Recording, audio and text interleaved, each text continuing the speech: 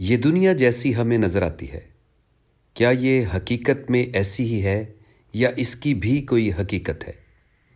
کیا دنیا کو ہم ویسے دیکھ سکتے ہیں جیسے وہ ہے، یا پھر ہماری دیکھنے سمجھنے کی جتنی صلاحیت ہے اسی طرح سے دیکھ سکتے ہیں؟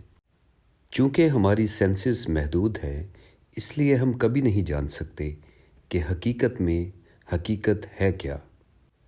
اگر ہم یہ سمجھتے ہیں کہ دنیا جیسی ہے ویسی ہی ہمیں دکھتی ہے تو یہ بالکل غلط خیال ہے۔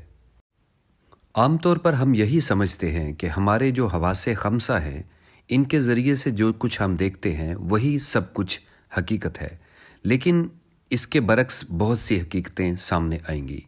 مثال کے طور پر آپ ایک ویران جگہ پر جا رہے ہیں اور سب کچھ دیکھ رہے ہیں، لیکن اس دیکھنے کے بعد آپ کے دل میں یہ خیال پیدا ہوگا کہ یہاں پر کوئی خطرہ ہے۔ اس کا مطلب ہے کہ جو آپ دیکھ رہے ہیں اس کے علاوہ بھی بہت سی چیزیں آپ کے دماغ میں اور آپ کے نروس سسٹم میں چل رہی ہیں۔ آپ کی آنکھ کی پتلی میں جو کچھ بھی ٹکرا رہا ہے اور وہ ایک تصویر بنا کر آپ کو دکھا رہی ہے، اس کے علاوہ آپ کے جذبات، احساسات موجود ہیں۔ اصل میں چکھنے، سونگھنے، دیکھنے، سننے اور محسوس کرنے کے علاوہ ہماری بہت سی حسیات، رنگ، اسمیل اور اس کے علاوہ کافی چیزوں پہ محیط ہے۔ جتنے بھی رنگ ہیں، جتنی بھی خوشبوئیں ہیں اور جتنی بھی بدبوئیں ہیں، سب کی حقیقت کچھ اور ہے، لیکن اس کے پس منظر میں کچھ اور چل رہا ہے۔ اگر ہم آبجیکٹیو ریئلٹی کی بات کریں تو ٹیسٹ اور کلرز، ان کی حقیقت بالکل مختلف ہے۔ آپ کا سر درد ایک حقیقت ہے، لیکن اس کو مادی طور پر آپ بتا نہیں سکتے۔ سر درد ہونے کے پیچھے ایک الگ سے حقیقت ہے، اس کے پیچھے کیا چل رہا ہے، کیسے ہو رہا ہے، یہ سب حقیقت سے پرے اور الگ سے باتیں ہیں۔ جیسے خوشبو اور بدبو، یہ آپ کی حسیات فیصلہ کرتی ہیں کہ کون سی چیز درست اور غلط ہے۔ جب آپ کسی بھی چیز کا فیصلہ کرتے ہیں تو اس میں فوٹونز، نیورونز اور سورج، چاند، ستارے، جتنی بھی چیزیں ہیں، سب کا عمل دخل ہوتا ہے آپ کیا فیصلے کرنے میں۔ اکثر لوگ اس بات پر کنفیوز رہتے ہیں کہ جتنا کچھ ڈیٹا ہمارے دماغ میں آ رہا ہے ارد گرد ماحول سے، وہ سب بیکار ہے، ان کے لیے وہ کوئی حیثیت نہیں رکھتا۔ اس کی سادہ سی مثال یہ ہے کہ جب انسان کلرز کو دیکھتا ہے تو اس کی پرسیپشن بالکل محدود ہے، کیونکہ وہ صرف ایک چند کلرز کا اسپیکٹرم دیکھ سکتا ہے۔ اس کے علاوہ جتنے بھی اس کائنات میں کلرز ہیں جو کوانٹم فزکس کے مطابق چل رہے ہیں، وہ انسان دیکھنے کی صلاحیت بالکل نہیں رکھتا۔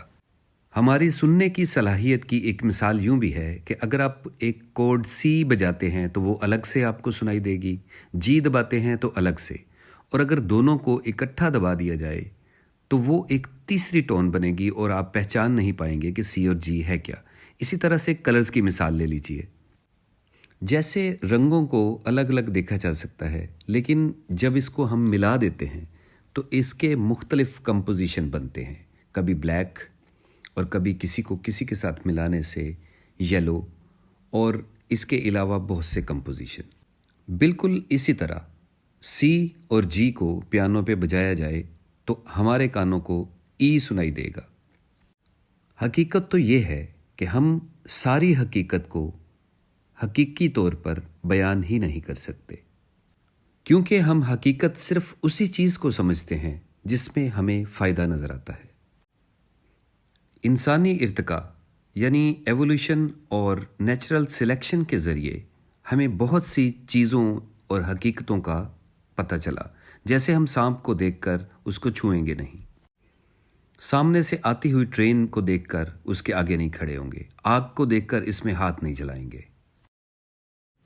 کسی بھی چیز کے بارے میں پرسیپشن یا ادراک کبھی بھی مکمل نہیں ہو سکتا۔ میرا ادراک آپ کے ادراک سے بالکل ڈیفرنٹ ایک ہی چیز کے بارے میں ممکن ہے۔ مثال کے طور پہ ایک تصویر ہم سیدھے زاویے سے لیتے ہیں، ایک उल्टे जाविये से लेते हैं, एक ऊपर से तस्वीर लेते हैं और एक बहुत करीब से।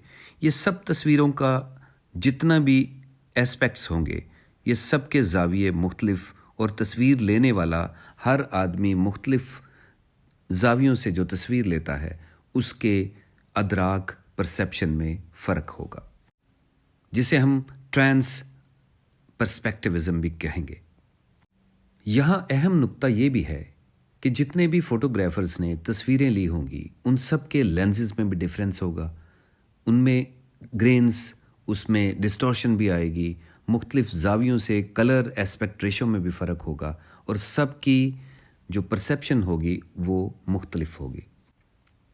हकीकत को जानने में ये एक बुनियादी फ़र्क वाज़ेह है कि हर फोटोग्राफ़र अपने अपने मुख्तलिफ परसेप्शंस देगा और वो उसी परसेप्शन पे अपनी चॉइस का इजहार करेगा। हम हमेशा अपने सच के बारे में दावा करते हैं और हर आदमी का, हर इंसान का सच अलग होता है। हकीकत को जानने के लिए बुनियादी तरीका यही है कि तमाम पहलुओं पर अपने परसेप्शंस पर सवाल उठाए जाएं और दूसरों को सवाल उठाने का मौका दिया जाए। यही एक साइंटिफिक वे है जिससे हकीकत को जाना जा सकता है, उसको लेबॉर्ट्रीज़ में टेस्ट किया जाए। साइंस ने मटेरियली सब चीज़ों को सबूत के तौर पर पेश नहीं किया, बल्कि हिस्सियात के तौर पर भी सब चीज़ों को प्रूव करता है।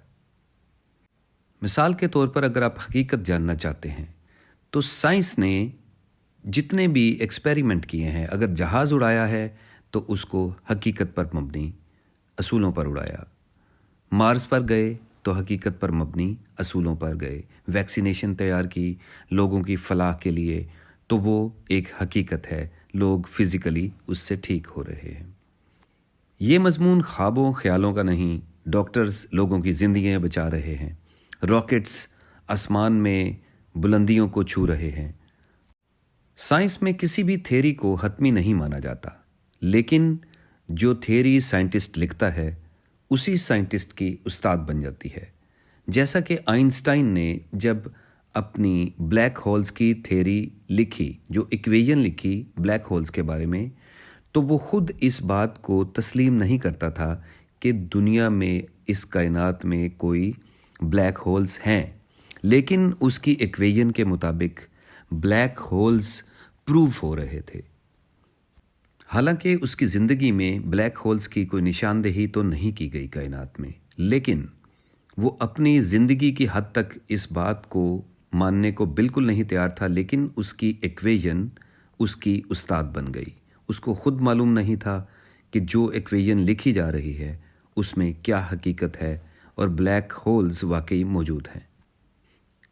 अब अगर इंसानी दिमाग की बात की जाए तो इसमें इतनी पेशरफ्त हो चुकी है कि इसके तमाम न्यूरॉन्स के पैटर्न्स को जाना जा चुका है और इसके अंदर मौजूद जितने भी डिसऑर्डर्स या बीमारियां हैं उनके इलाज का खातिर खा और एक बिल्कुल कवानीन कुदरत के मुताबिक उनका इलाज ढूंढा जा चुका है।